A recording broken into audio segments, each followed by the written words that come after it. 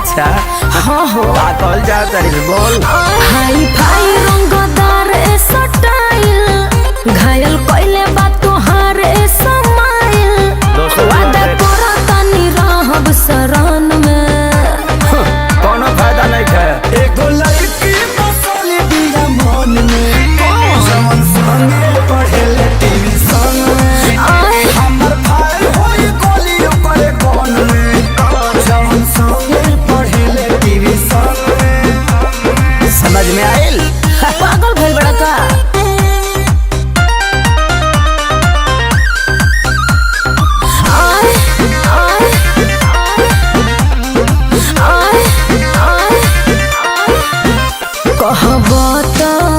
तोहरे ही स्कूल में नाम लिखवाले सारा दुनिया से लड़के जोड़ी तोहरे संगे बना बन गई रामा तो कुछ करबे रे तोरा हाथे न आई बड़ी अपना माई के बतहिया ओकरे के बनाई बरे खर्चा से अपना घुमाइब लंदन में सोना हो एगो लड़की बसल बिया मन में जवन संगे पढ़ेले टीवी संगे ओकरे संगे शादी होई ना दगनी जवन लड़की पढ़ेले टीवी संगे।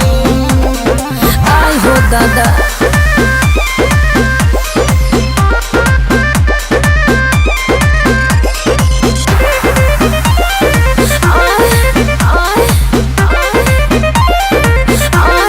हमरा से उसुनार ना होई चुना मुनिया बात बना रही। भले साटे माथे पर बिंदी चाहे के तो नो पेनी नो थुनिया मुँह पर मेकअप मारी के ते तो चमकत बाड़े रे झूठो पवन खेसारी लगवा ते तो झमकत बाड़े रे।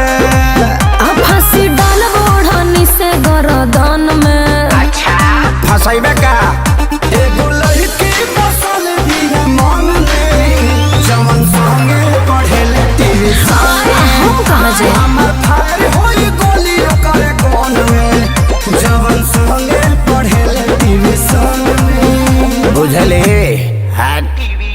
आए